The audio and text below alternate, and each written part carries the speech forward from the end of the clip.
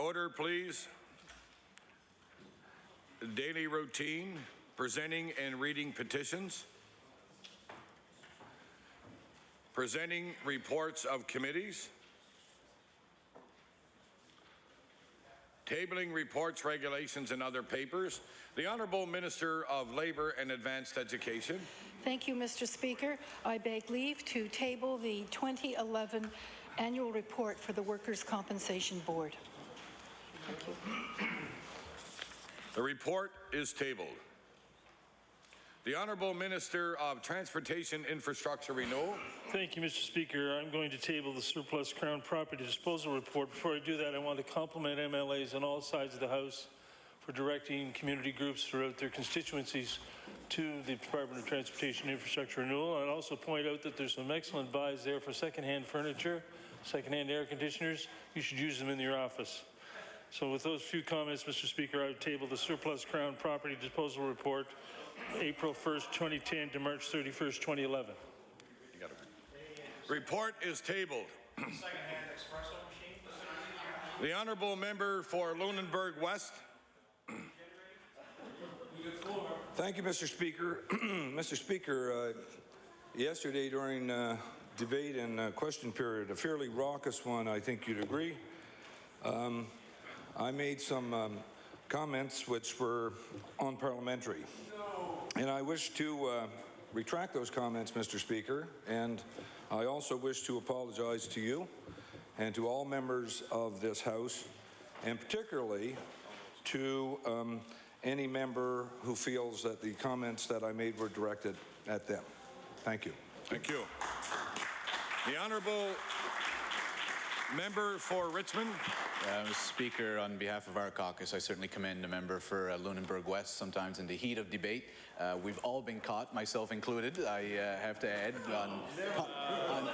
on possibly a few occasions by yourself and your predecessors in that chair, but I certainly commend the member for Lunenburg West and look forward to continued debate.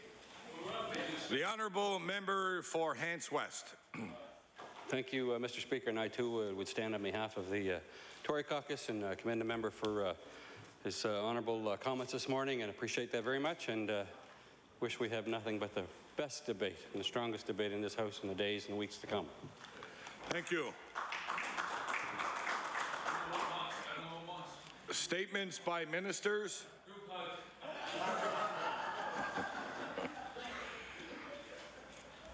Government notices of motion.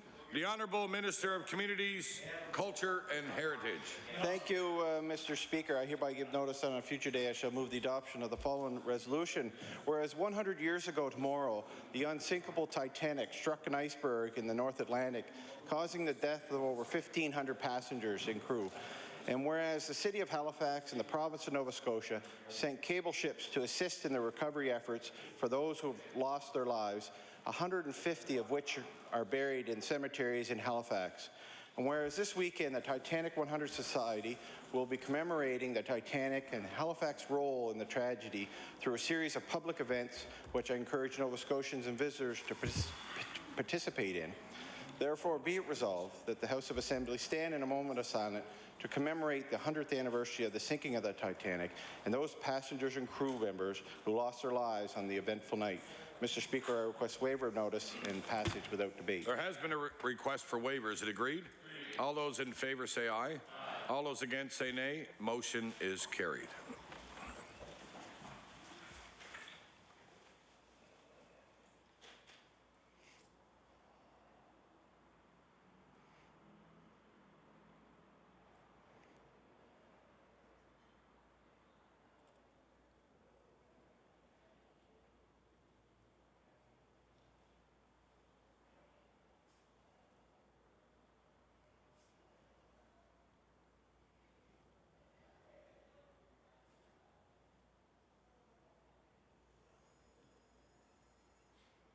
Thank you.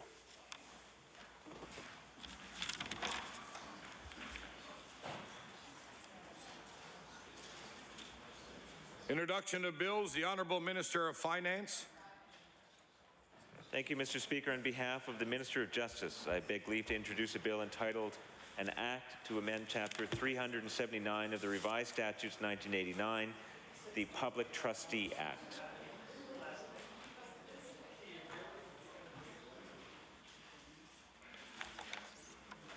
The Honourable Minister of Finance, on behalf of the Minister of Justice, beg leave to introduce a bill entitled An Act to Amend Chapter 379 of the Revised Statutes 1989, the Public Trustee Act. Bill number 20, entitled An Act to Amend Chapter 379 of the Revised Statutes 1989, the Public Trustee Act. Order the bill be read a second time on a future day. I will now recognize the Honourable Leader of the Official Opposition. Mr. Speaker, I'm going to introduce this bill on behalf of my colleague from Digby, Annapolis. Beg leave to introduce a bill entitled An Act to Amend Chapter 217 of the Revised Statute 1989, the Income Tax Act, to provide a Nova Scotia sound recording tax credit.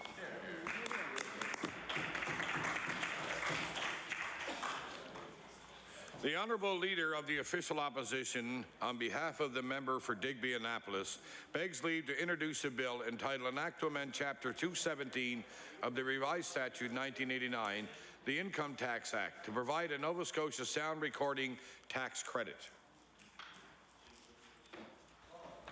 Bill number 21, entitled An Act to Amend Chapter 217 of the Revised Statutes 1989, the Income Tax Act, to provide a Nova Scotia sound recording tax credit. Order the bill be read a second time on a future day. Notices of motion. Orders of the day. I will now recognize the Honourable Deputy Government House Leader. Thank you, Mr. Speaker. Mr. Speaker, I ask that you do now leave the chair and the House resolve to Committee of the Whole House on Supply.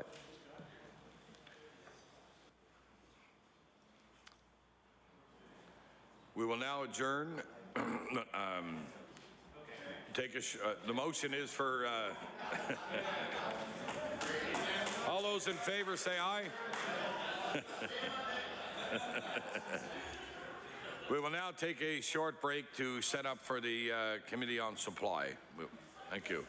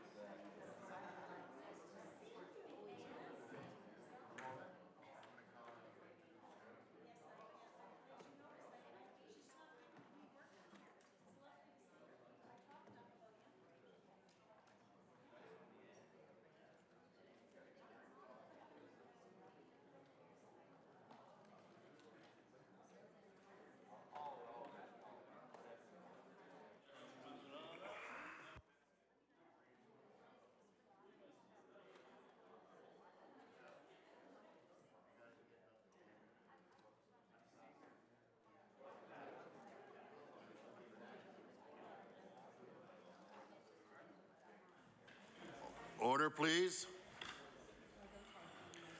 I'd like to call the Committee and the whole House on Supply to order. And the Honourable Minister of Education, we're all very familiar with Mr. Dunn, but I see you have a new staff member with you, if you'd like to introduce her. Thank you very much, Mr. Chair, and it's my absolute pleasure to introduce Anne Blackwood, and I know that you have heard her name being used by me many times over the last number of days. Anne is the Executive Director of English Program Services at the Department of Education. Thank you. Thank you. Yesterday, when we went at the end of the time frame, there were 24 minutes left for the official opposition, so we will now begin. And the Chair recognizes the Honourable Member for Yarmouth. Thank you, Mr. Chair, and welcome back again to Estimates Minister and staff. Mr. Chair, we learned some important things last night. One, the government doesn't know if the fixed costs of education have changed over the course of the last 10 years. Two, the government doesn't know if there was an increase or decrease with students with identified special needs in our education system. And three, the government doesn't know what the actual costs, or whether the actual costs of educating a student in the province has changed over the course of the last 10 years, Mr. Chair. However, we still have a government that argues that because enrollment has dropped, somehow there's a direct correlation between the cost of educating. So I think we've identified a major flaw in the argument that's been presented to this House and been presented to the public. My next question to the Minister is, when it comes to stats on learning outcomes, I've heard the Minister mention that despite the fact there's been increased investment in education in the province, learning outcomes haven't improved. My question is, specifically when it comes to students with special needs in our classrooms, do we have the data on learning outcomes for those individuals in our education system? So do we have specific data around learning outcomes for students with special needs in the classroom?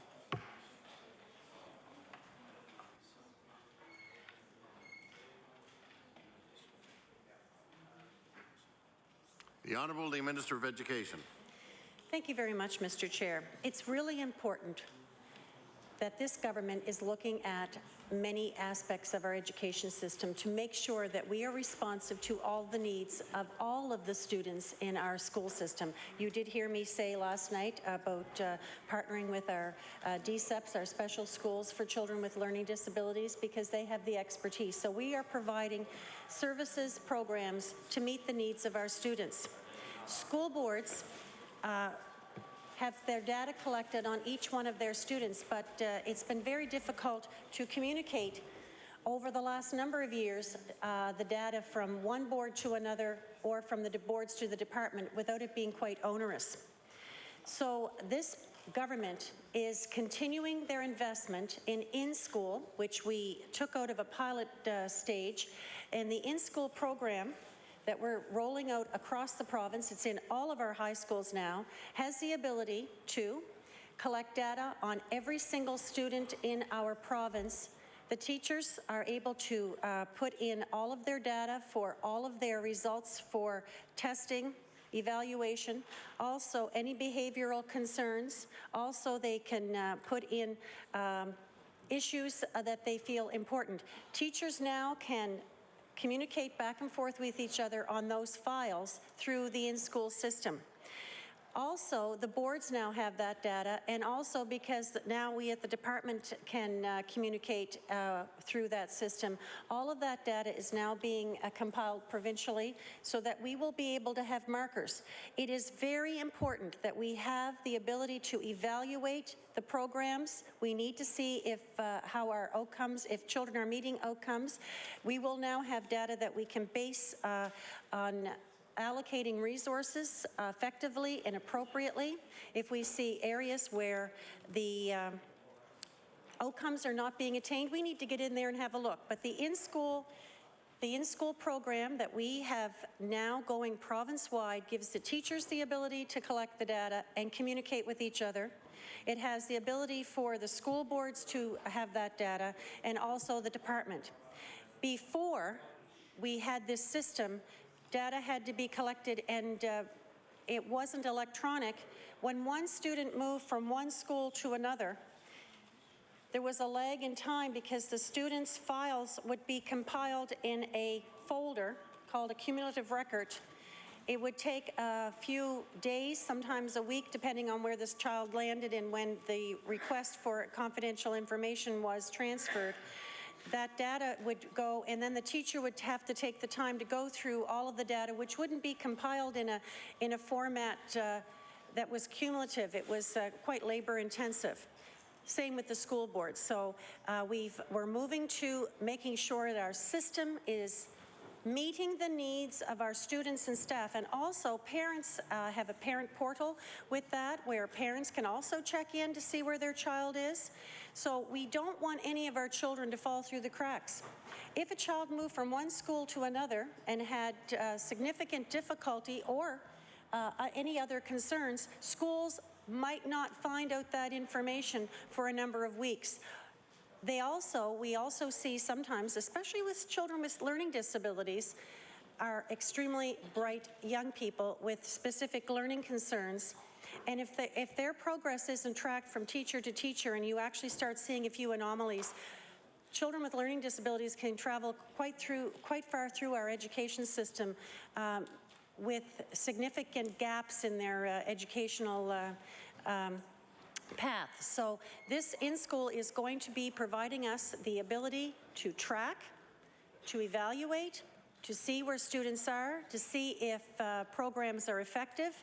And so at this point, our information from students in our classroom is compiled at the class, the school, and at the board level. And we have the department at the office in the department that deals with that is student services, and they're in communication back and forth with boards.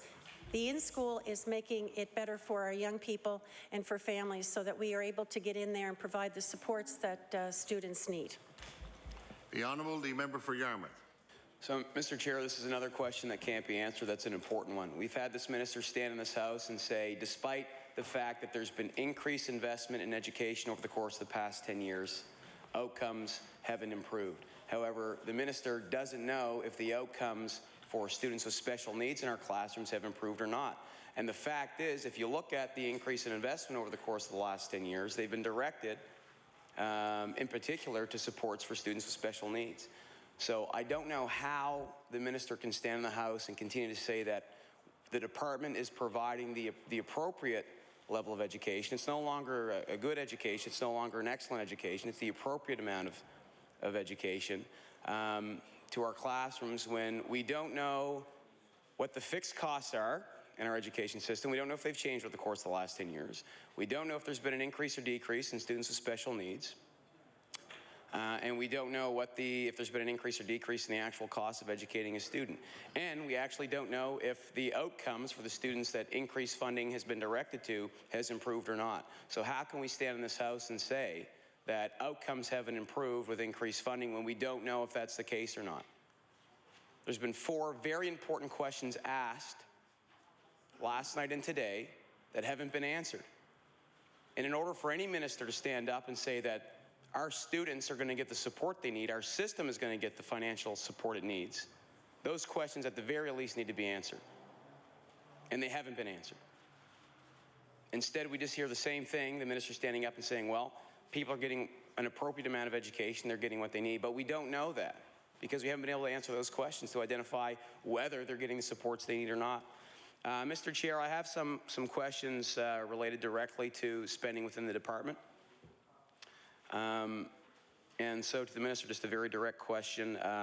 What spending reductions have you made in the department itself?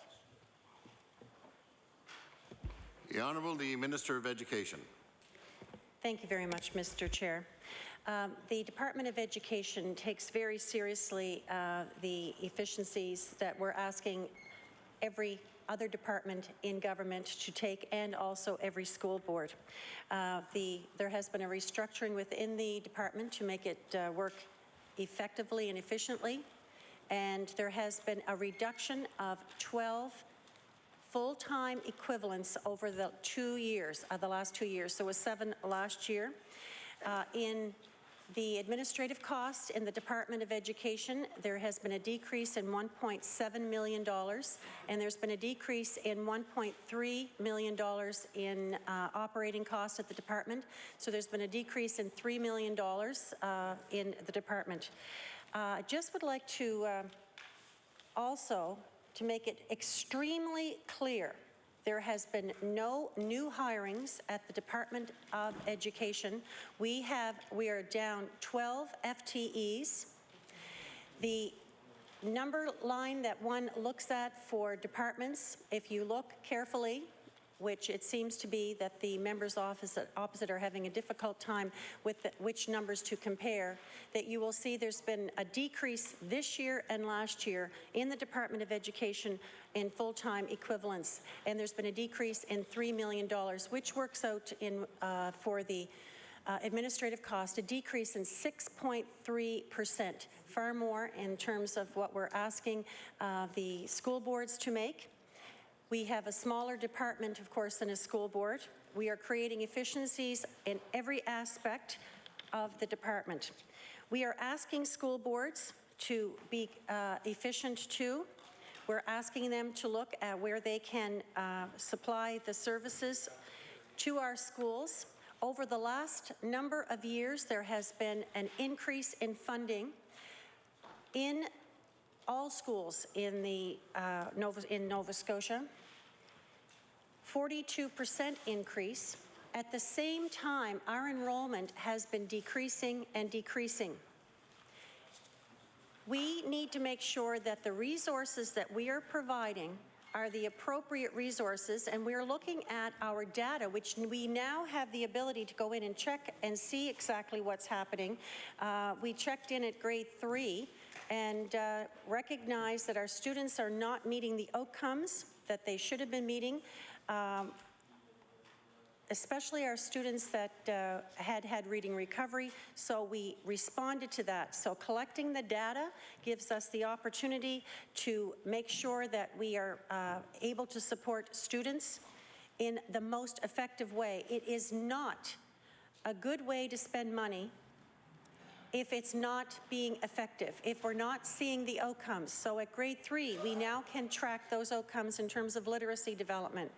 We are now checking at grade 6 to make sure that students are where they are. Now, between grade 3 and grade 6, we're not just going to let children see if they can just pick themselves up. At grade 3, if we see a student is not meeting the outcomes that they need to be, supports are put in place to make sure that that child is getting the support that they need. Now, with succeeding in reading, we are recognizing early on when children are at that developmental stage and learning to read and write. If a child is having some difficulty, the early literacy teacher in the school board will work with the teacher in the classroom or work with the child, work with groups of children to make sure that that child is receiving the support that they need on a daily basis. Mostly, we're hoping within a classroom and not a model where a child is removed from the classroom and missing what's happening in the classroom. It is in grade primary. It is in grade 1. We're moving it into grade 2 this year, where a literacy teacher is working with students, supporting them when they need to be supported. I am hearing back from teachers and from school boards that this is an extremely effective change. I'm hearing from teachers that used to teach reading recovery and felt that reading recovery was not meeting the needs of the students because we couldn't get to as many children as teachers and families and children needed. So with the succeeding in reading, the reading recovery teachers that are now our early literacy teachers, because the nice thing about reading recovery, the training for that is in the hands of the teachers. They have had the training. It's early literacy development training. It's not magic. Reading recovery is about teaching young people how to read and the skills associated with that. Reading recovery was a very rigid and structured program, and only very few children were able to qualify. It was a child would be assessed, the whole class was assessed, and then the lowest percentage of those children were then, those names were sent to the administration and the teacher and the reading recovery teacher, and then you had a number of children that just by sheer points of a mark would get reading recovery, and other children with exactly the same needs did not get reading recovery because each school could only had time for, under the allocation for reading recovery, a number of students. Now, I taught in a large school, so therefore we had a full-time reading recovery teacher, but there were 3 full classes of primaries and 1s and 2s because it was a school that is on the bigger end of an elementary school. So we had a full-time reading recovery teacher, 1 child in my class, 1 term, 1 child in the other class, and another child. So 1 child from each class for 1 term, and sometimes that term would go over because they would allow extra time if the child wasn't progressing. That child was removed from the class on a daily basis. Then there was a change after a certain number of weeks had passed. If a child got to the point that the reading recovery teacher could see from their rigid format was not going to be successful, they were discontinued. Now, they have fancy names for the discontinuing. It sounds like they were successful, but they weren't. That child then is returned to the classroom for the classroom teacher, of course, to continue to educate, but they've missed all of the lessons during the reading time because they've been removed from the class an hour on a daily basis, week by week. Then another group of children. So for a full-time reading recovery teacher, if they had 8 students on their caseload in the school that I taught for a year, that would have been the maximum number for a very large group of children. So it would have been a group of 75, 8 children. It's the children that got missed. So we were going in at grade 3 to do the evaluations at the provincial level, recognizing that those students that were on the list that had successfully completed reading recovery, because the children that were not successful with reading recovery did not show on the data, only the ones that had been successful, and we were able to see that those students had not attained the outcomes as a regular student in the system. So we're saying there's a little bit of a disconnect. We have reading recovery, but by the time the child is in grade 3, it hasn't been successful. So the Succeeding in Reading program was designed with the reading experts from every school board in the province. And I just want to stop there and say that we have extremely well-trained teachers in our system, the best trained teachers in Canada.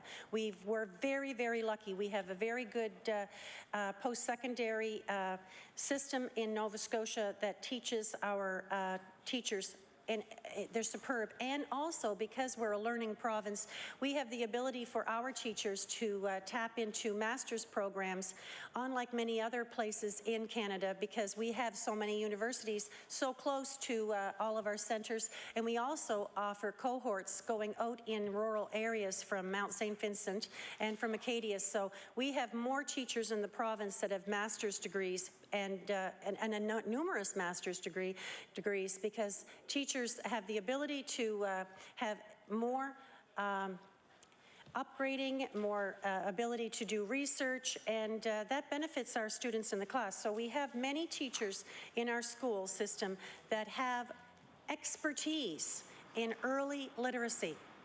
I know many of them myself. They have, that is their passion, is early literacy. So they are the teachers that we took, those teacher leaders from around the province, and they worked together in the Department of Education, looking at all of the models that they knew would be successful for children.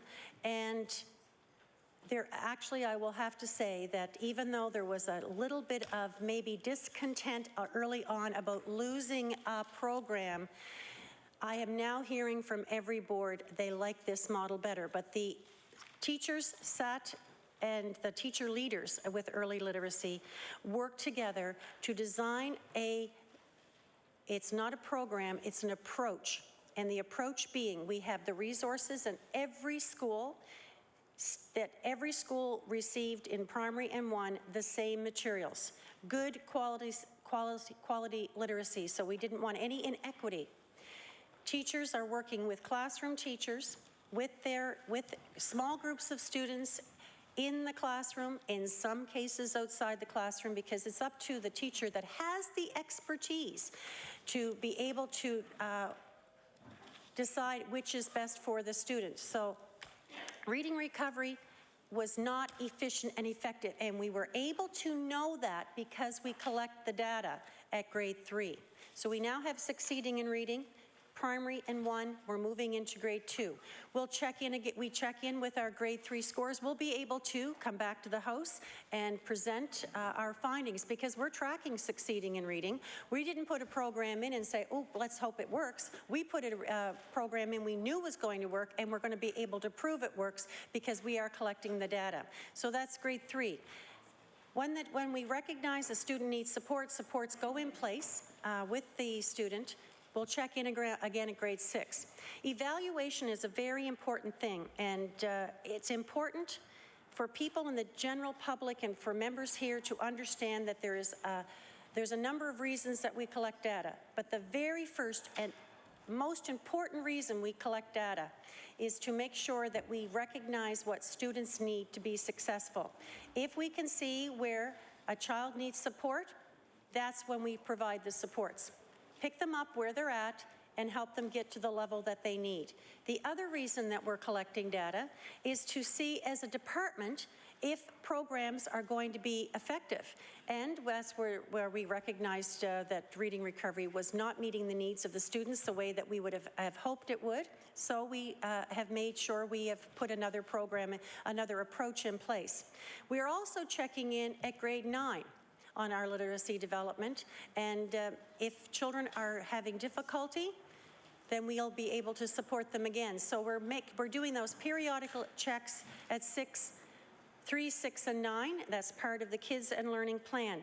We're also doing something that no government has ever done, is we are looking at our math, because we do have the data, and I can table that data. I have the minister's report to parents and guardians around our math scores.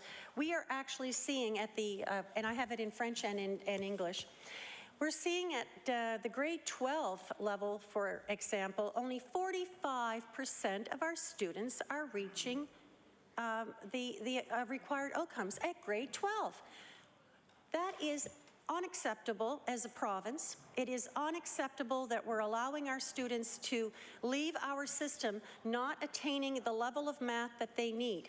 So what we've done within the department and within our Kids and Learning First program, we are taking away the grade 12 math exam. We're moving it to grade 10, and I will repeat why we're moving it to grade 10 is so that we can check in at grade 10, because that's going to be a check on how well the child has done from primary right to grade 9. It's a cumulative record, and at grade 10 we'll go see exactly where the student is at grade 10.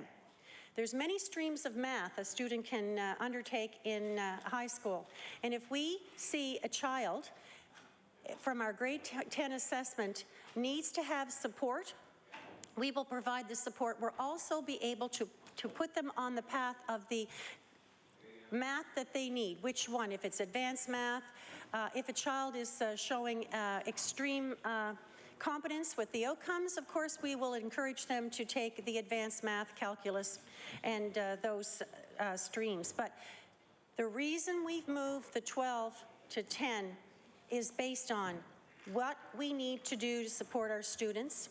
The other reason is we need to, that's a way we evaluate as a province how well we're doing with our math and what needs to happen within the school system, what board needs supports. It's not to compare, it's used as support, but it helps us make sure that the appropriate resources go to schools and school boards. And also, I have to say that we have expertise within the Department of people that have math, and there was a mention yesterday about secondments. There was a secondment from one of our math leaders from the Annapolis Valley that worked within the department. if I'm correct, I think she's working on her doctoral work within math. She worked within the department, making sure that we are nimble and flexible to be able to provide the supports that student needs, because this is a practitioner, someone that works with students, who's working on her PhD. We seconded her to the department, worked with her expertise along with the expertise in the Department of Education so that we recognize what we need to do as a province to support our students be successful in math. One of the things, of course, is, as everyone in this House has heard me say, our math scores are not where they need to be. We need to make sure that we are graduating children that have competence in math. I'm actually hearing from businesses and from universities that students are not graduating with the strengths that they need when they start university or when they're starting their careers.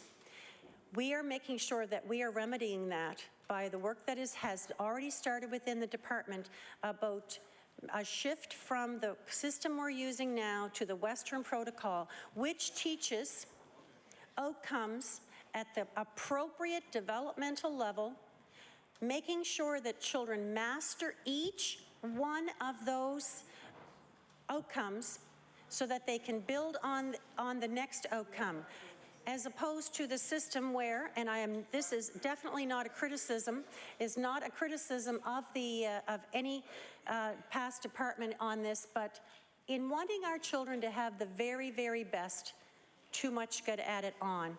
And it sort of made children learn their outcomes not as deep as they needed to, so they learn many, many, many outcomes at a very thin level. We are going to be teaching our outcomes at a deeper level.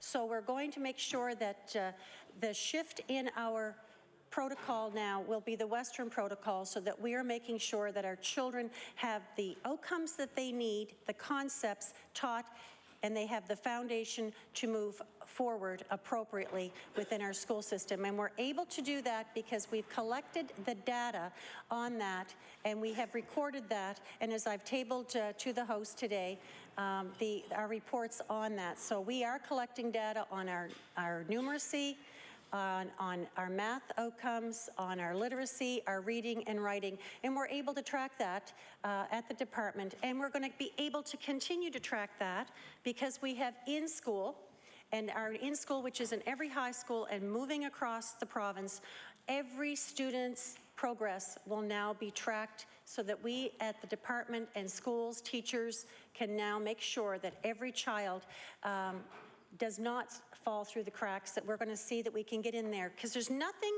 worse in our system than allowing a child to fall between the cracks and not do anything about it. And that has happened not because of the good work of teachers, but sometimes some of our students mask their learning difficulties because they're so intelligent and they can memorize, and we're not recognizing that. Through the or they move, and that's the biggest one, that when a child moves from school to school, it is a big problem. So we're making sure that every child is tracked. Every child in the province is being tracked. Are they meeting outcomes? What supports are in place? What has been done in the past? It's going to track parent meetings. It has a parent portal for parents to be able to engage in their students' education. It has a portal for the child to have the ability to track their own. And I think that that's a very important thing, is this in-school is giving the student the ability to have their own way of tracking their own progress. And I'm hearing from many of the students that they're looking in and they're seeing where percentage-wise that their work is, and they're going, you know, I think I could do a little bit better. So they work harder on the next presentation or the next project so that they can up their percentage. So it's been really good to track for students. So the most important thing about in-school is students themselves take ownership of their own education. We also make sure that through in-school, every test, every evaluation, if there's an outside agency involved in terms of a student and any support system, and that just also leads me to also say that we have Schools Plus in we have Schools Plus in a number of sites in Nova Scotia. They're in every school board, and as this government, our Schools Plus is there to support needs of the students, needs of the family, especially our students with special needs. Parents need supports, and it provides them the opportunity to have someone, an outside agency, supporting them. You know, it's when you have a child that is born and with a significant need, it can be confusing, and sometimes people don't know where to turn. Now we can actually provide that service because of Schools Plus, that we have a dedicated team in a school, a coordinator, and an outreach officer, or an outreach person, I don't know, the education person. We have 2 staff dedicated to help parents navigate our system to make sure that every single student has the support they need. And parents need support, and that is the absolute wonderful thing with the Schools Plus, is that it's been very difficult for a classroom teacher to support a family because you have your class and families need support too, and this provides the outreach person to help parents navigate the system. It also provides a space for students with special needs, and especially students that maybe with behavioral issues and parents are confounded and don't know what to do. It provides a safe place for parents to come and meet with the school counselor, meet with maybe a staff member from community services. It could be actually, we have our liaison officers in our Schools Plus site. It could be someone from Justice, because one of the things that we're doing as a province, especially with children with behavioral issues that might have anger management problems and are getting in trouble, is that we're looking at a restorative approach. We're not looking at it as a disciplinary approach, because that hasn't been effective in the past. So we're making sure that we have restorative approaches. We're working closely with Justice to make sure that we have the ability to use the restorative approach so that students that are in difficulty can learn a better way to handle their anger, develop their social skills, and it also provides the ability for a peer group to stand behind a student that has difficulty. And you know, talking about peer groups are important, of course, for our young people. But I have to say that students with special needs are in a very good place in our public school system, because not only is it good for the student who has a special need to be included in our system, and actually I've been speaking with many ministers from around the world. They didn't know what I was talking about when I was talking about inclusion. We are so far ahead here in Nova Scotia in terms of inclusion. It's a way of life in Nova Scotia that every child is included in our school system. It is their right to be there. I will stand here to the death to make sure we continue to have an inclusive approach in this province. And with what comes from inclusion is not only good for the student to be in the classroom and in the school setting, the most important thing is for the other children in our province to see that we are a caring and just society, and the peer group, the students, support children with special needs. They don't look at as a child with a special need. They're a friend. They look at the person, the student first, who happens to have a disability. Years ago, when I went to school, that didn't happen, and I'm so proud of a system in Nova Scotia. We are out in the we were out far in front of every other province in Canada in making sure that we've been including students with special needs in our classrooms for well over 30 years, and we are making sure that we are supporting our students with special needs by having dedicated funding coming through our budget line for each and every one of our school boards to carry on the good work that they're doing. Thank you very much, Mr. Chair. Thank you. Just for the information of the committee, there had been a miscalculation in time, so the time for the Liberal caucus had been extended to 9:51. And also for the information of the committee, there is no time limit on questions and/or answers when you're in the proceeds of the committee on the whole supply.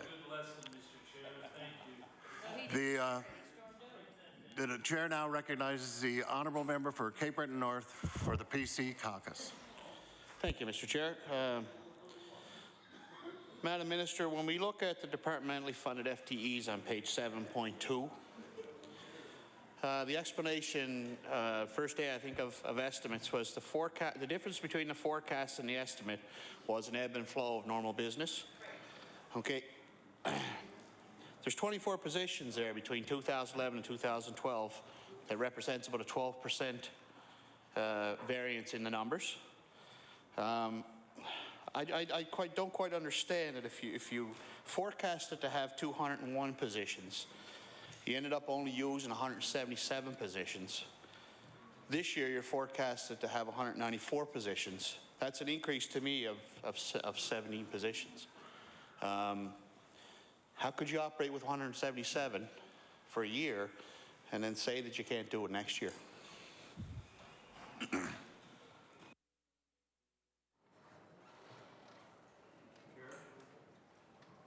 The Honourable Minister of Education. Thank you very much. Thank you very much for that question. You know, one of the most confounding things I think that the general public and even I have are words that we use around numbers.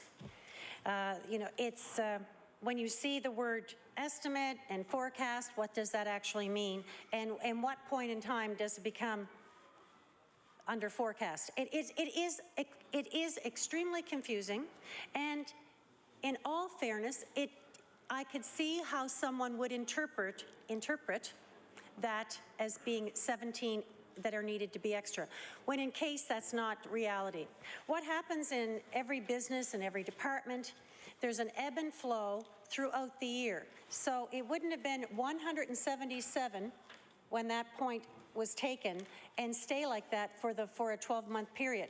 It was up and down. It might have gone a little bit lower. It could have gone a little bit higher. We have, because we work with people, people that, and I know that this one happened, one of our staff members fell and broke a leg, and so they had to take some time off for that.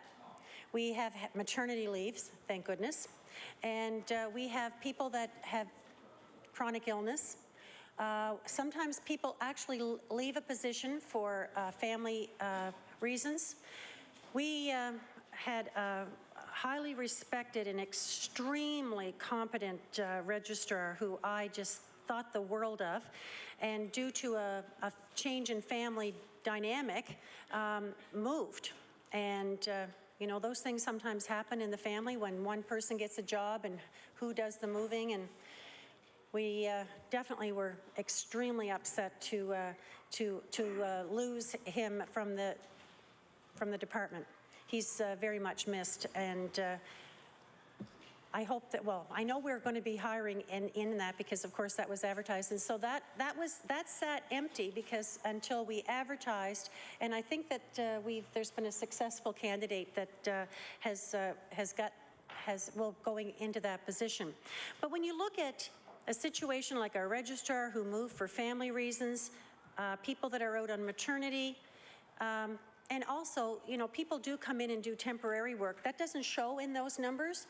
The department has an ebb and flow, and if you look at every single estimate book from every single department in any business, that's that number that ebbs and flows throughout the year, because people are human. They get sick, break their legs, maternity leave, which, you know, we love maternity leaves, because one thing that there's nothing better than having a new baby welcomed in any employee's family.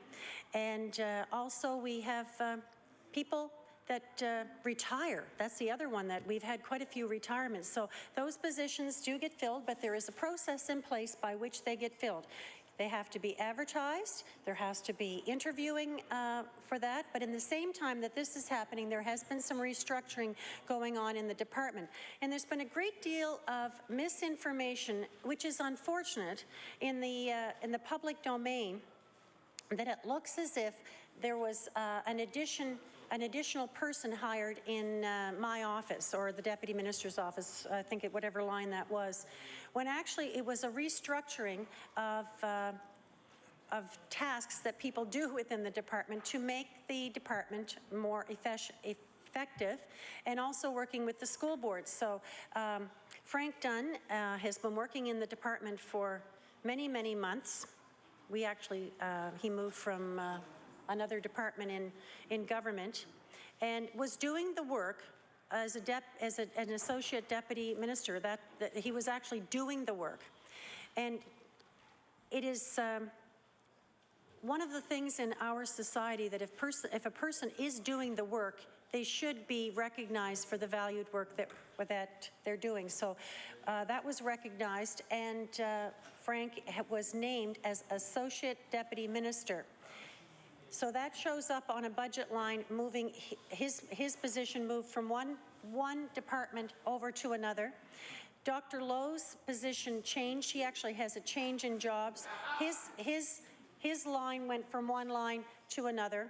But if you look at every single one of the lines of staff in and out, even though it shows under administration in the minister's office line, it's a decrease in our, which line was it? It was services, corporate services?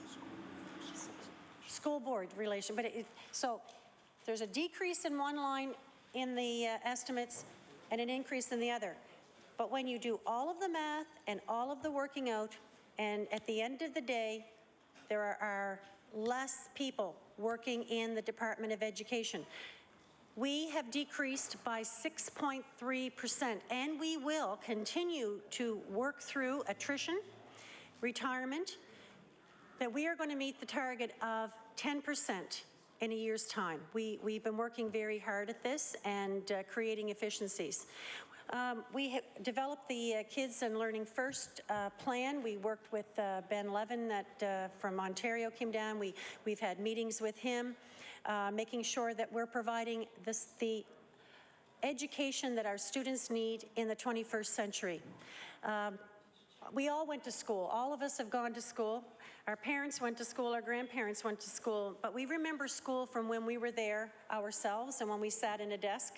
I sat in a desk in rural elementary school in Chester. I sat in actually a bench with my cousin Maynard at Ironbound Island, one-room schoolhouse too, with a flip-up desk. You know, we were both there together. Two of us in the same grade, Maynard and I. So yeah, so it's a very small, and it's still there actually. It's a heritage site, and so we have. And I also have gone to school in an urban. I went to school in Dartmouth. I'm a proud graduate of Dartmouth High, and I also went to Bay High, but my father moved around a lot, so I also went to a school system in Newfoundland. So I actually have had a view of rural schools, very, very small, isolated rural schools. And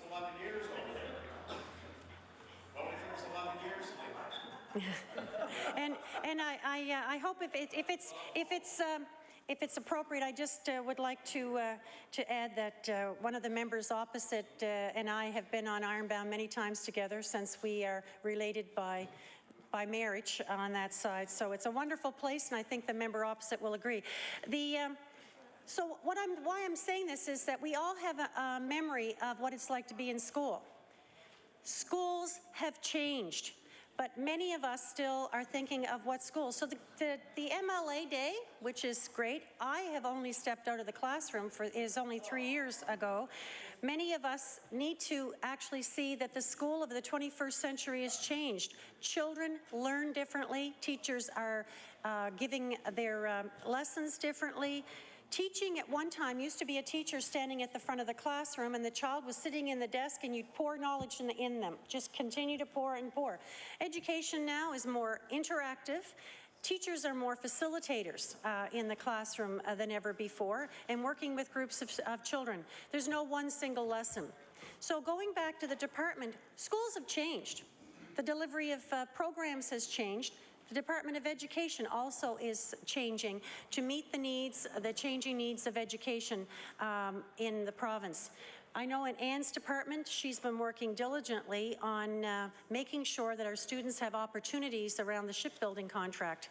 And I was listening to CBC this morning and I was hearing a I think it was a person in the industry worried about, I think it was a municipal person worried about the lack of skilled trade personnel within the province. Well, it's too bad they haven't read the Kids and Learning First, because we are responding to it, not only here in the public education system in high school, right into grade 9, but I know the Minister from Labour and Advanced Education has been working extremely diligently to be responsive to that. So we've done some restructuring, but at the same time that we've done the restructuring in the Department of Education, we have been reducing. There is not an increase of 17. That is not true. There has been absolutely no increases at the Department of Education. We are down 7 this year, full-time equivalent positions. They will never be refilled. We are making sure that we are keeping on track to have 10% reduction in the Department of Education over a 3-year period, so we're on that track. It's not easy in the Department of Education doing this, and it's not easy for school boards doing this, but it is something that we are doing because it's the right thing to do. Education has changed. The way we deliver education has changed. We also are recognizing that we have less students in the province, and the worst thing that I can possibly tell you, that by the year 2020, which is not that far away when you start thinking, it sounds so far in the distance, but when actually it's not, we will have the same number of students in our system as we did in 1910. That's why we are working in the Department of Education to respond to that demographic change. That is why we have a Kids and Learning First plan to respond to that change. 7 full-time equivalents are now not in the Department of Education. We have made that reduction. We have also taken $3 million out of our budget with these reductions and efficiencies. Every line item was looked at. Every single person is part of making sure that we have an efficient system in the department. No new hires. The 17 is one of those accounting things which I find confounding, and the words that we use around evaluating those things. It was a forecast number, regular ebb and flow. The 2 numbers one needs to look at are from estimate to estimate, and if you look from estimate to estimate, you will recognize that we've done our due diligence and we have reduced. Thank you. Thank you. And I'd just like to mention to the committee, when I said there was no time limit on questions and answers, that's within the hour that's allotted for each caucus at each particular time. Just wanted to straighten that out. The Honourable, the member for Cape Breton North. Friday morning or not? Minister, from what I can see from these estimates, there was 201 forecasted funded full-time equivalents in 2011-2012. Am I correct in assuming that? There was a 201 funded positions. 177 were used. You said there was people off on sick, there was people off who broke their leg. Did those jobs stop while that person was off? Because if they didn't stop, somebody must have did the job, and if they can function on 177, to me, that's a decrease of 24 people. Now this year, you forecast to use 194. If you only use 177 again, because of your normal ebb and flow, your budget is pumped up because of the extra numbers. That was the question I asked. I didn't get that answer. I understand what you're saying by the forecast to forecast. I can see that. You're asking school boards to do less, or to do more with less. Your department has done more with less, but you're forecast to put more back in next year. That was my question. Anyway, so if they can function on less, did those jobs go unfilled, and was their job completed while they were off? Did someone else do the job, or did it just go wait until a person got back? The Honourable, the Minister of Education. Thank you very much, Mr. Chair. And you know, I'm really glad that we are having the ability to get this clarified. I think it's really important. It can be confusing because when misinformation is repeated enough times, then people start thinking it's a reality. What we need, yeah.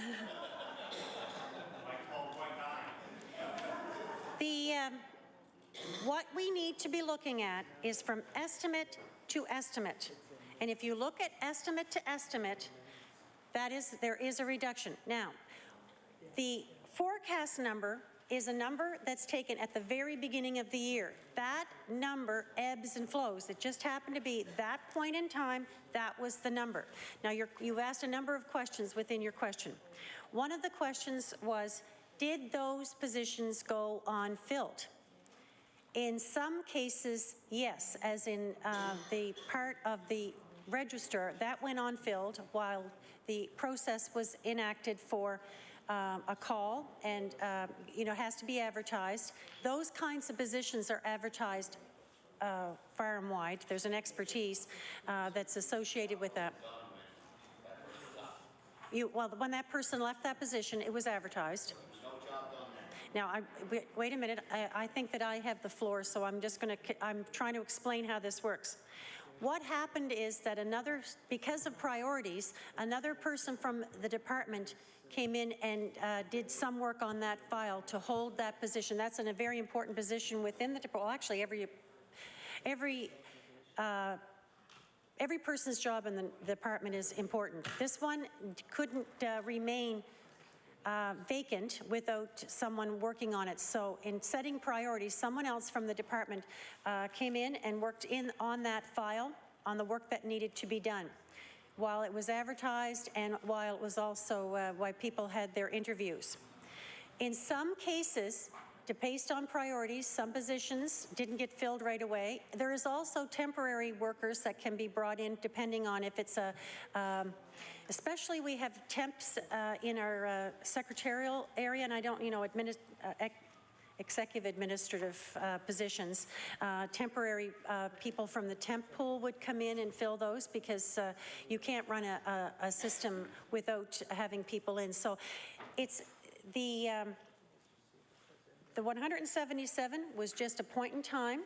Some positions stayed unfilled until they were advertised. Some positions we had temporary people in. Some people were returned back from either illness or maternity. But when a person is out of maternity, then there's a person that fills in. Based on priorities, the department would fill positions while we were waiting for a process to go in place. That number would not have stayed like that throughout the year. It would have gone up or down based on people moving in and out. It's a forecast. It's one of those weird things that people in the accounting world do to do their estimates. So your question to me is, we're asking the school boards to reduce, and it looks as if we were able to run a department at 177, when actually that's not a number, a true number. It's a point-in-time number. It's a forecast.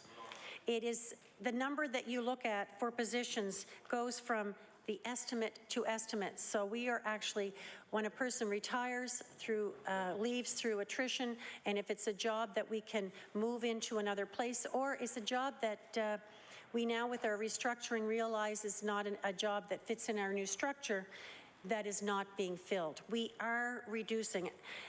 You only can see the true picture of employees from estimate to estimate.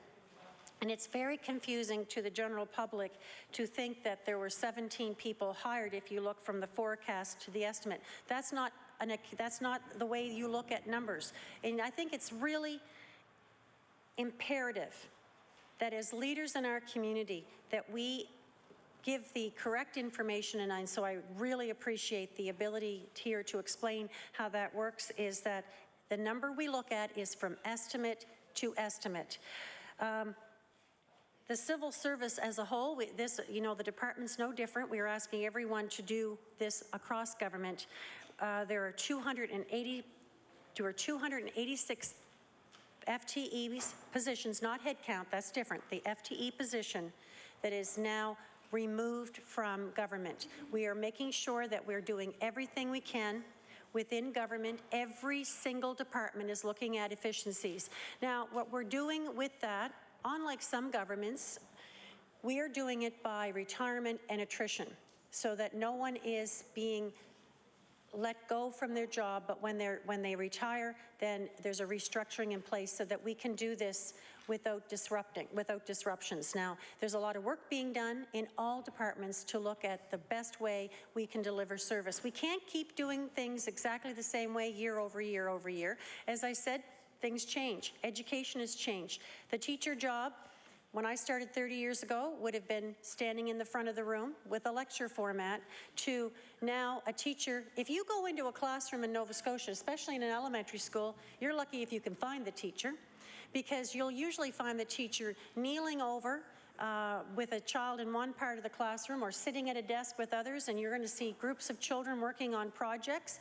It's not the same model. So because schooling is not the same model, and children are learning differently because we just have a different society. I always think back to when I was little, out in Ironbound Island, and was when the phone rang, it rang in rings, you know, like 2 rings, short rings. I'm looking over at my colleague over there, and my, do you remember that? Yes. And one was a party line, and the other thing is it had a little crank on it, and then you'd talk to a mouthpiece. You had to stand up. It was always at the level that children could never get to it, by the way. It was always up for adults. But I think of my grandmother now.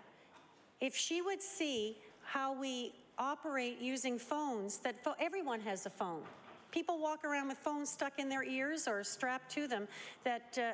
And actually, we're moving away from phones, landlines, almost entirely as a society. So things have changed. Children have changed. The way they learn has changed. My first PowerPoint presentation I was doing when my son Fraser was in grade 5. And he sat with me and showed me how to do a PowerPoint presentation. He was in grade 5. So my teacher for technology was one of my children when he was in grade 5. But I just want to repeat, going back to your question, and you know, your question is a valid and important question, and I'm so glad I'm able to clarify that. We look at the true picture. And it's incumbent upon us to make sure that we give accurate information. We look from estimate to estimate. That forecast number over the year would be the ebb and flow of doing business with people. So thank you very much for the ability for the opportunity to clarify the estimate to estimate. Thank you. The Honourable, the member for Cape Breton North. Thank you. So that 177 was a point in time that you picked to choose. At the very end of the budget year, how many full-time equivalents were paid out by the Department of Education?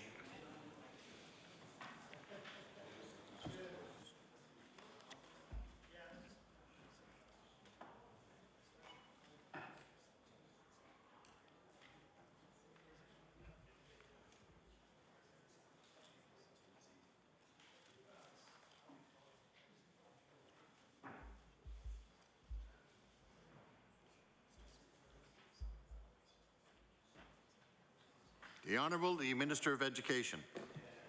That is a point in time forecast, and that was when they tabulated that number. And as you know, we've just hired someone in the registrar's office. That number changes over time. It's an ebb and flow. The positions within the Department of Education that have a job attached to them is now down to 194 from 201 that have full-time equivalent. Head count, as you know, is totally different than full-time equivalent count, because sometimes a full-time, you can have 0.4, 0.6 for a head count. So what we look at is from estimate to estimate, and we are down. The Honourable, the member for Cape Breton North. I don't mean to beat this around, Minister, but so 194 positions were actually paid out, funded, worked in the Department of Education last year. 194 full-time equivalents. The Honourable, the Minister of Education. Thank you.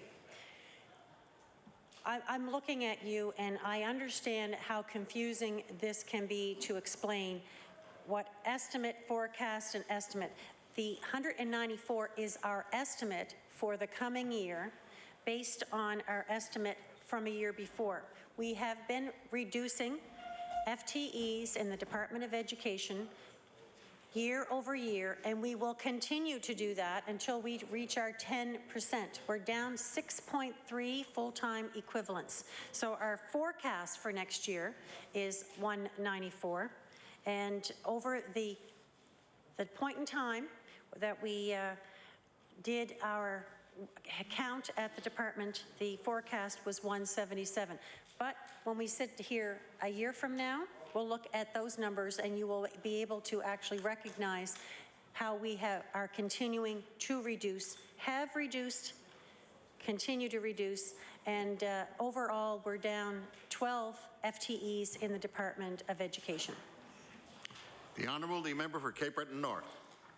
So if I understand correctly, there was, and maybe I'm a little off on this, but the budget year runs from March to March, correct? April to April? 31st. Okay. So how many full-time equivalents were actually paid out by the Department of Education from April 1st to March 31st? The Honourable, the Minister of Education. That would be the 177. The Honourable, the member for Cape Breton North. So if actually 177 full-time equivalents were paid out, the Department of Education did a job with 177 full-time equivalents, correct?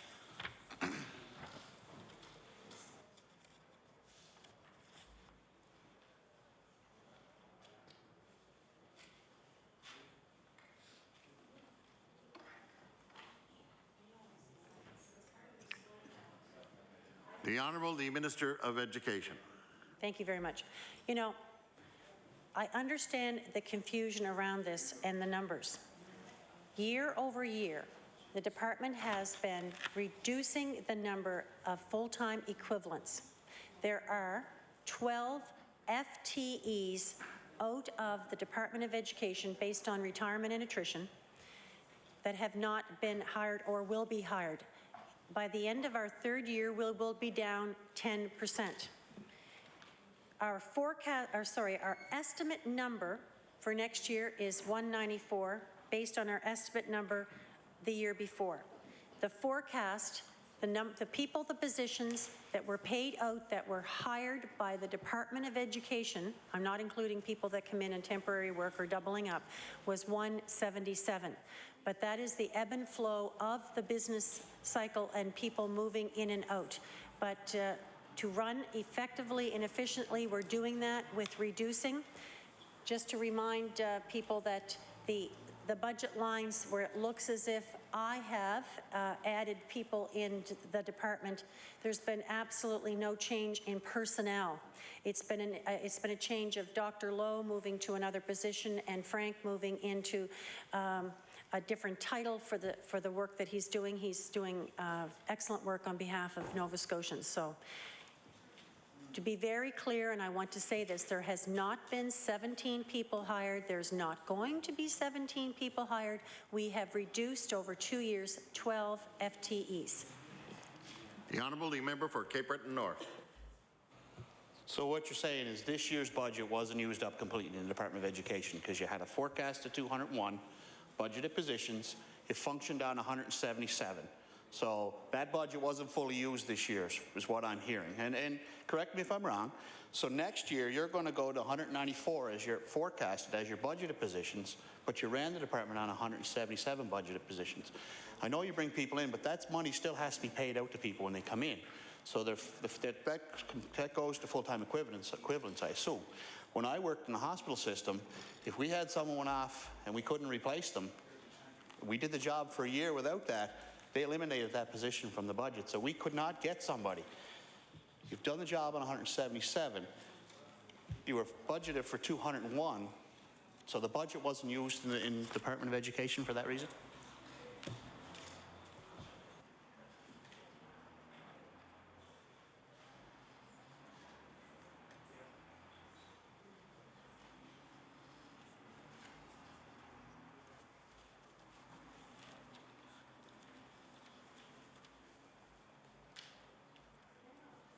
The Honourable, the Minister of Education. Thank you very much, Mr. Chair. My background is in early childhood development and special education. Actually, most people don't know I also took music, and actually I went to Bible school too. I did not take being an accountant, so I can't speak in accountant terms. That is why we have Frank Dunn at the department. This is what a funded staff is measured by full-time equivalents, an FTE, which is a measure of the annualized person years of full-time and part-time staff.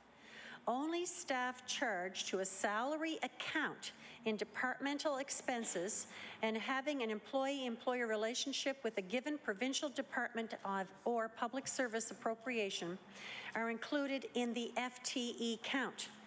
Where funding appears in the estimate books for an agency or organization as a grant or contribution from the province, employees of that agency or organization are not included in the FTE count.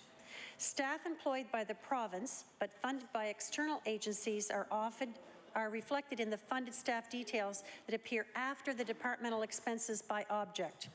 The FTE counts that appear in the funded staff figures show page 1.14 of the estimate books are net of those funded by external agencies. It's funded staff, the FTEs. An FTE is different than position because then you're getting into the head count. So we had in the estimates 177 funded staff. Is that the accounting? I'm looking at my accountant colleague here.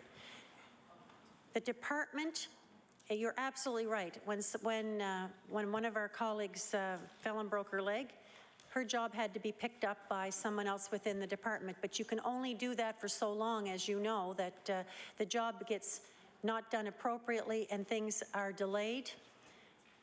And I can tell you that there has been delays on some things because of staff in and out that we've had to put a hold on. It's important for the public education system to be staffed appropriately. So we are doing our due diligence around reducing by restructuring the department so that all the needs of the citizens of the province can be met by our public education system. We have reduced our full-time equivalencies 12 over a 2-year, but in terms of the funded for the year end, it was 177, and that show on our estimate books. In some cases, they remained open while we went through the process of hiring, and also other people taking over, and in some cases, projects and certain priorities had to be back-burnered. I know we're a little slower on one of the things that I know we're all very excited about in the department, but we had to take staff away from getting the resources up and running on the website because we moved staff around. You do what you need to do when staff leaves because it takes time to find the expertise to fill in positions. So year over year in the department, we have been reducing our full-time equivalents, making sure that we're also meeting the needs of Nova Scotians. But in terms of that snapshot for this year, it was 177, and we have some positions that are now being filled through the appropriate process. And in some cases, too, you have to recognize that sometimes we have had to bring in, especially around the administrative supports for offices, temp services, which wouldn't show in that. So I know that I'm not the accountant, and I'm the one that has to answer to this. I understand how it works because I'm in the department and I see the people doing the work. And I also see certain priorities that have been backburnered because we haven't haven't filled those positions through the process yet. And but year over year, the department has been reducing, and I will repeat, will continue to reduce. So we're not hiring 17 positions. We are going to be filling positions as they go through the process from the estimate from the year before to now. Thank you. The honourable member for Cape Breton North. I just needed that answer, Minister, because of the school systems who are losing cleaning staff, teachers' assistants, teachers are going to function the same way. Next year, they don't have the opportunity to get more because they had to operate with less the year before. That's why I wanted to clarify that so that the people who are losing these jobs will understand that. Anyway, changing gears for a bit. Spring Hill Junior and Senior High. Does the next phase of expansion include renovations to the trades area as per the original scope of work?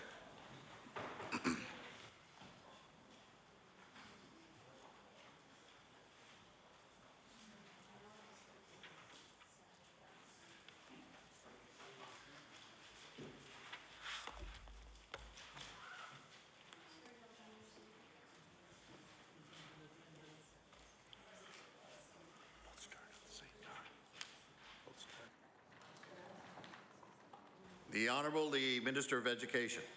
Thank you very much, Mr. Chair. First, I'd like just to say that we haven't had the discussions around the skilled trades yet. We are expanding, as you know, but we need the school boards to work with us in terms of where we're going to be expanding.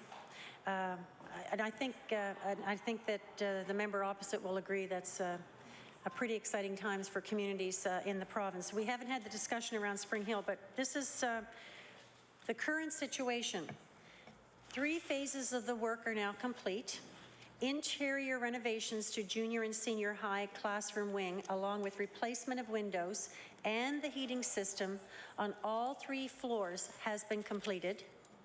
A new main entrance has been constructed, along with a bus loop and parking areas. Now, the last phase of the work involves the gymnasium expansion, locker room renovations, and washroom upgrades. And planning work is underway for the last phase, and tenders are expected to be called in May, which is just next month. So construction is on track and underway, and I also see that the interior classroom renovations are all complete too. So it looks like this project is percolating appropriately. Now, the question that you asked, will the skills trades component be at that school? As we haven't had those discussions of where we're going to be moving our next sites. Thank you. The Honourable, the member for Cape Breton North. The River Hibbert District High School, the status of their expansion project and the funding to complete the work, is that still, can you give me the status on that, please? The Honourable, the Minister of Education. Thank you very much. So our current situation with the River Hibbert School is, and that's an A&A, which means additions and alterations. The demolition of an old section is near completion, and the board hired consultants to design the project. The board has hired consultants to design the project within the budget. There's been numerous work being done on the designs, and there's a tender has been called by a professional survey. So I'm not seeing exactly where we are in. So we've approved, it's approved. And the intent is, of course, as you probably know, is combining populations from an elementary school and a junior senior. And there's going to be a demolition and work that's being done. So I see that one, this doesn't say where we are in the process. River here, it's, I'm seeing from these notes that the demolition is actually complete, and they're still working in the designing work that's going on, and tenders are being called from the information that I have. So I can get a little bit more of an update for you on that particular one.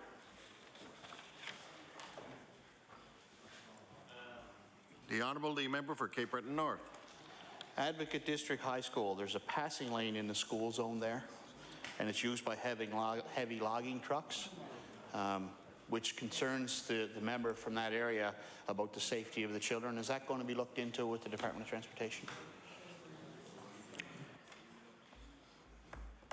The Honourable, the Minister of Education. Thank you very much, Mr. Chair. I wouldn't have any information on that. That's not under our mandate of capital construction, and so if that situation has been brought to the attention of the board, obviously, so that to me sounds like it falls under a question that might be asked of the TIR. So I don't have any information on that, and it's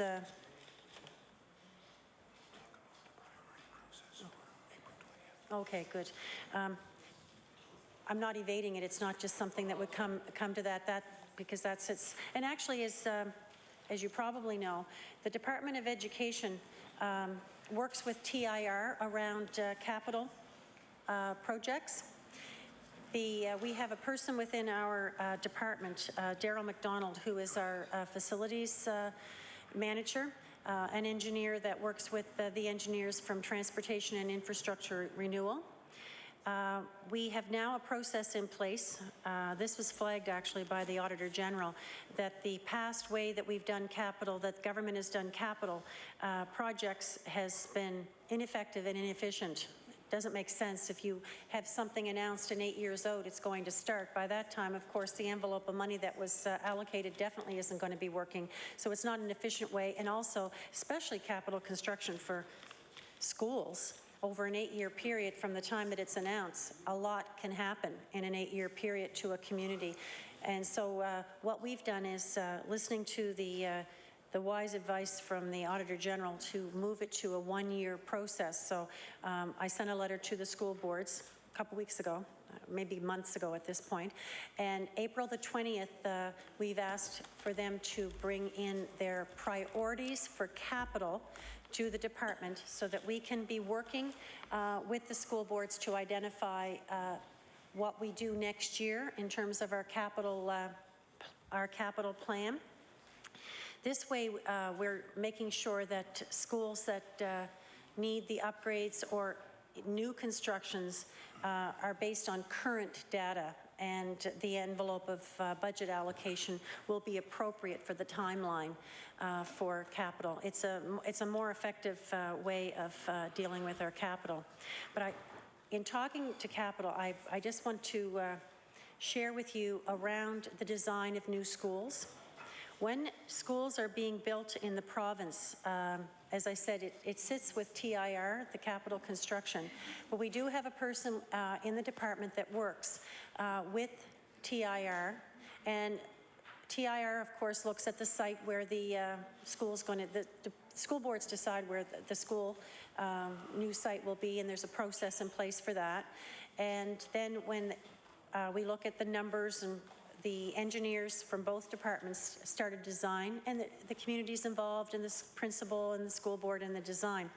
But the overall design of the schools in the province of Nova Scotia now are being built, of course, with environmental. We're making sure that they fall under LEEDs. Is it gold? We're looking for LEEDs gold. But LEEDs gold, and we're also looking at a school that meets the needs of 21st century learning.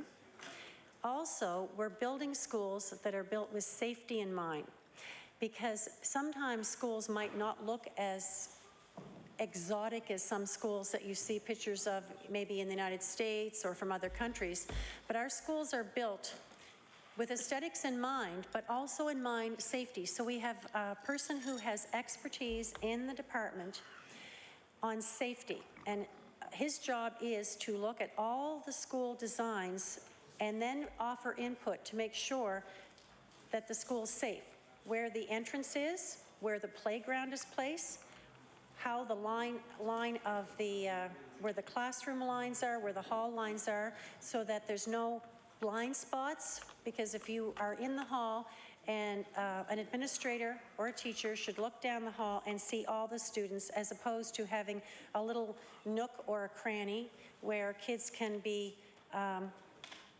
engaged in inappropriate activity, or a child might be bullied or harassed and no one can see it. And so they're designed with safety.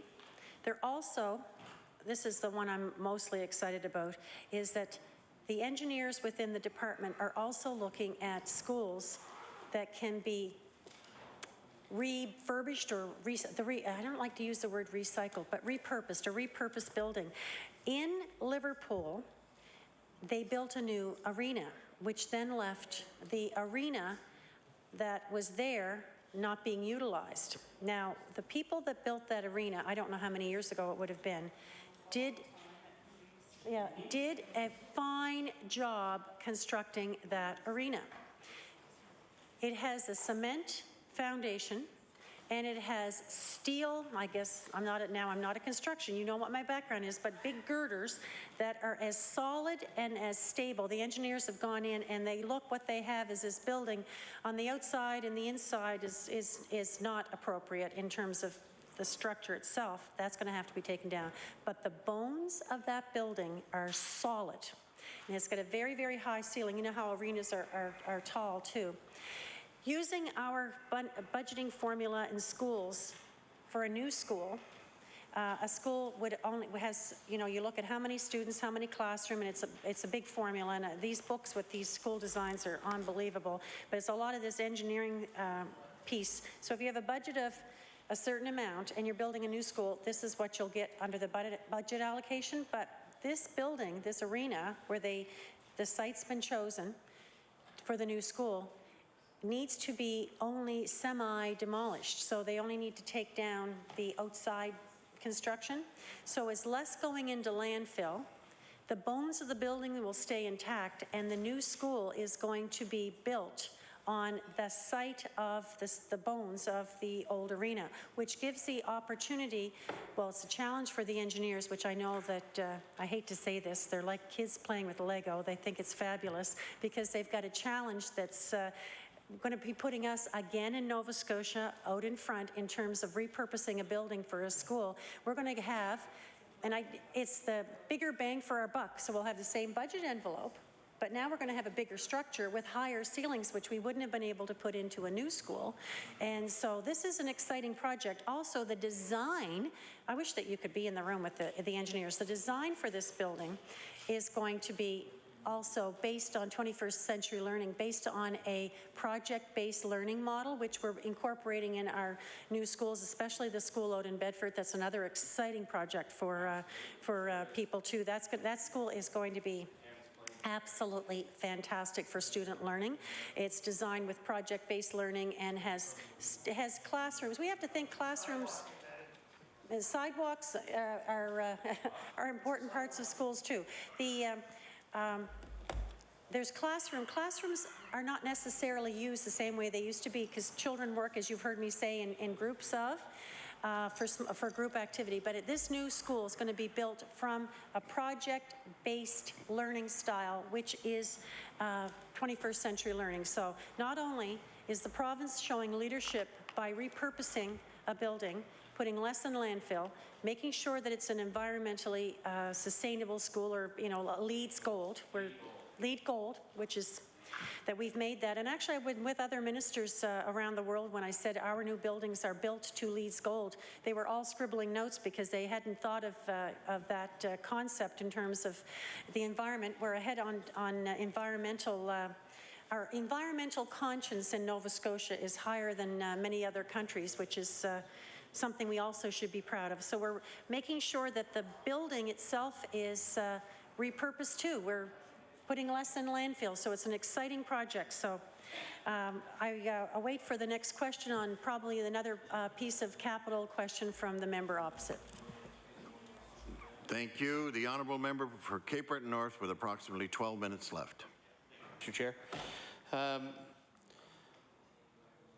Around the subject of TAs in the school system, we were talking about special needs children, and we talked about over the last year, I've had a lot of people in my office talking about the cuts to the TAs in the school area, my area, being down, up, down, and some of the children are not getting the proper amount of TA per need, I guess is the best way to put it. Are those positions going to be protected in these budgets? Is there a line in there that says how many we can fill? And if the needs of the school are more than the so-called budget comes up, will those numbers be bumped up to fill the TA positions that need to be filled? The Honourable, the Minister of Education. Thank you, Mr. Chair. That is a very, very important question that you've asked, and thank you for the opportunity to clarify educational assistants and the work that they do within our schools.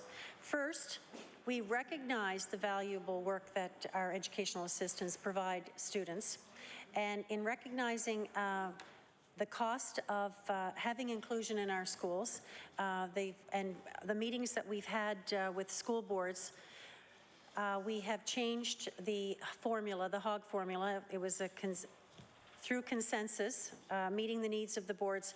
The funding for special needs is the funding. There's very few restricted pockets of money going out to boards. This is the biggest one that the money is for special education, and we've increased that envelope from 125 million last year to 138 million this year. So that is protected funding for school boards for meeting the needs of our children with significant difficulties. Of course, so educational assistance would be funded under that pocket of money. But I want to talk about the province and the guidelines around educational assistance. There's been a lot of work done around educational assistants and their role, appropriate role within our education system. There are people that work in our school that are not educational assistants that are hired to do supervisory kind of things. We're talking about an educational assistant is a person assigned to a student to support the student's program that has been designed by the teacher, resource teacher. The administration would be sitting in on that meeting, outside agencies, and the parent. There's a team meet. It's an individualized program plan. So a child, we do this before children come to school, by the way, so we are in the process now in the province. Schools are meeting around program planning for some of our primaries that are coming into school. Children just don't arrive on the first day of school without having a plan in place. And in some cases, some school boards are doing some transitioning for our youngest people. But there's an individualized program plan that's designed with all of those stakeholders, the parent, the teacher, outside person, to look at what we need to do for that child to be successful and supported in school.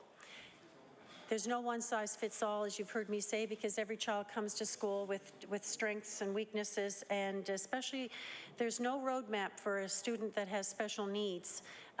Sometimes children that have had a significant brain injury by accident have been given a prognosis that they probably won't learn to, and then the parent has been given this list of things that they might not do. In some cases, those children, unbeknownst to science, their brains are healing faster, and so the program would have to change, and in some cases, they haven't made the significant gains they need. So brain injury, neurological disorders, children with specific physical needs.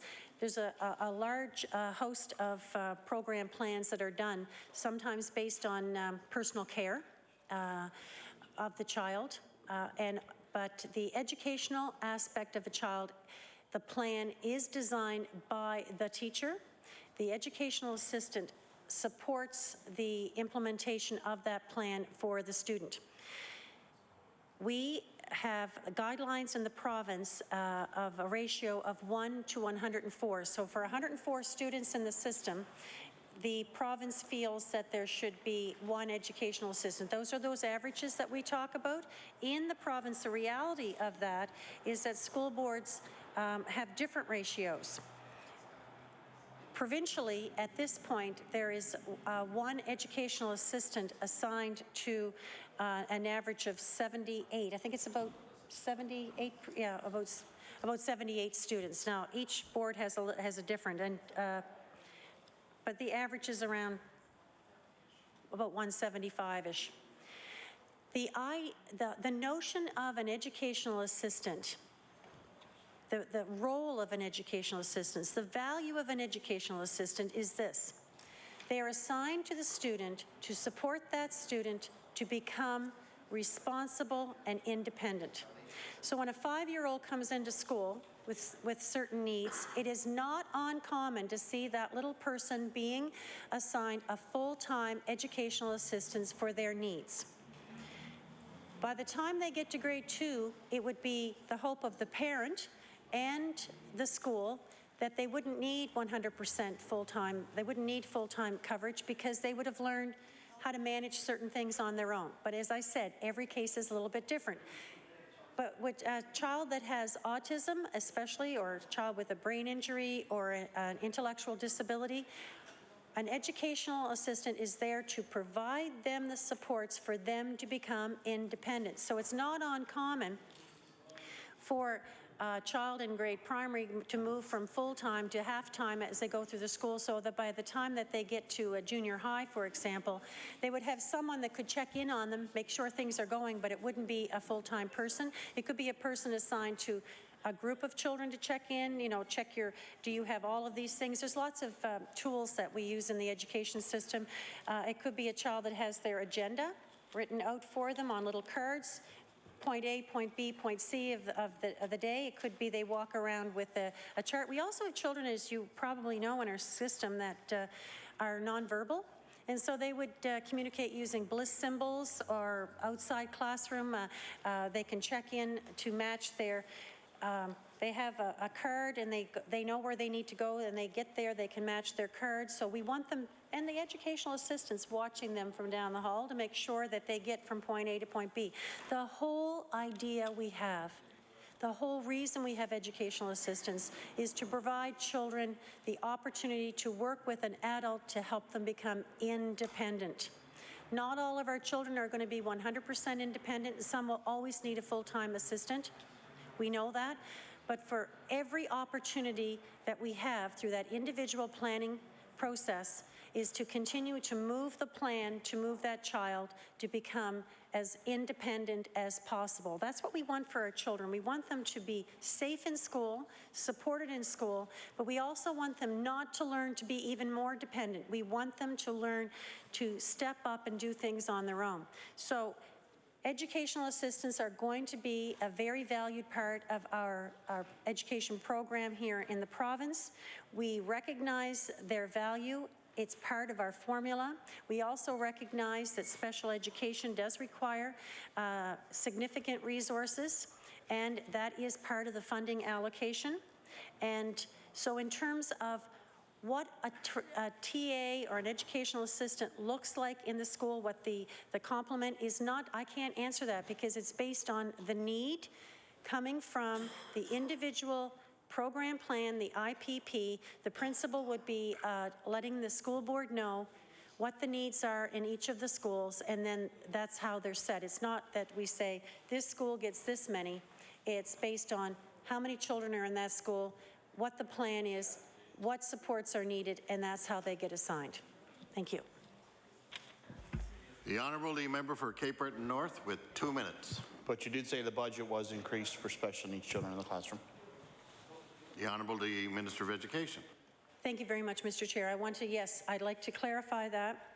We did meet with the school boards around the HOG formula. It's been revised to actually include the cost. We know school boards will even spend more than this envelope because there's different needs throughout different boards.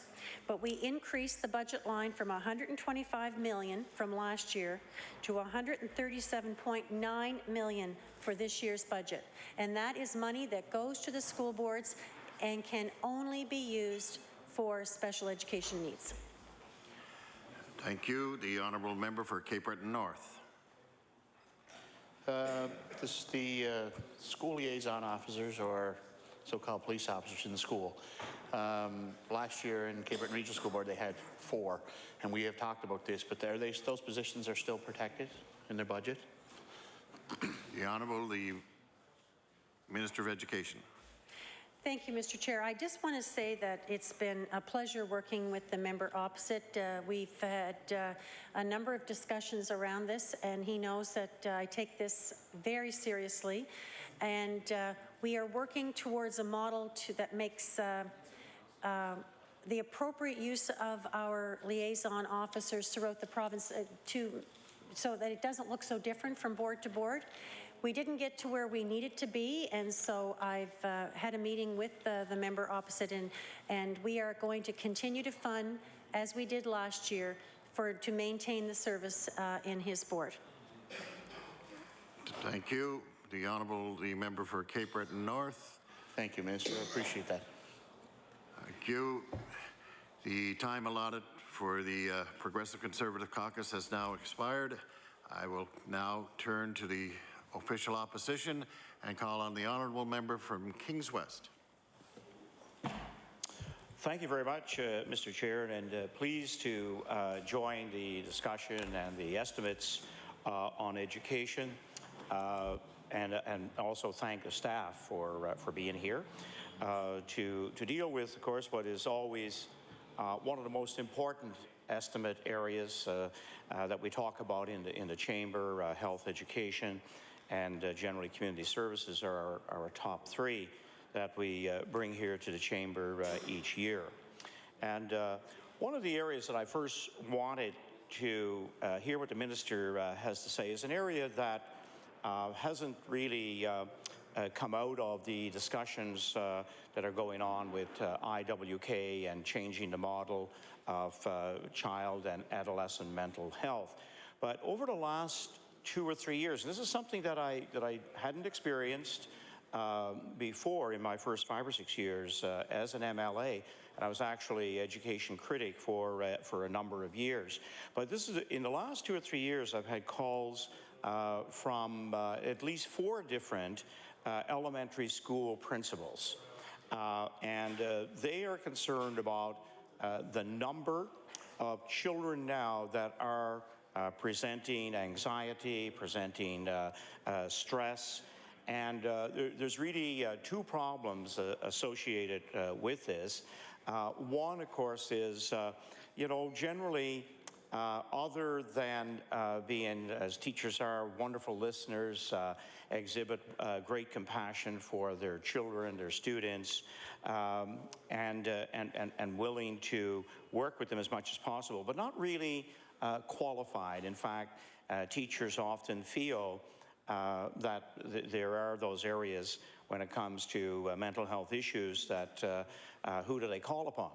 And so I'm wondering what the minister sees as in terms of central office staff, a person almost like our itinerant music teacher that takes in 3 or 4 schools. If we would have that kind of person that in fact would be available to a family of schools to deal perhaps with the most troubled children, but also be working with teachers in terms of how they then handle certain of those stresses and anxieties and childhood developmental problems where behavior becomes a factor, so that class disruption and helping that child resume a normal track again. I think it's a very important area. It seems to be a growing area, and I'm wondering where the Department of Education and the Minister sees some of this ongoing work heading.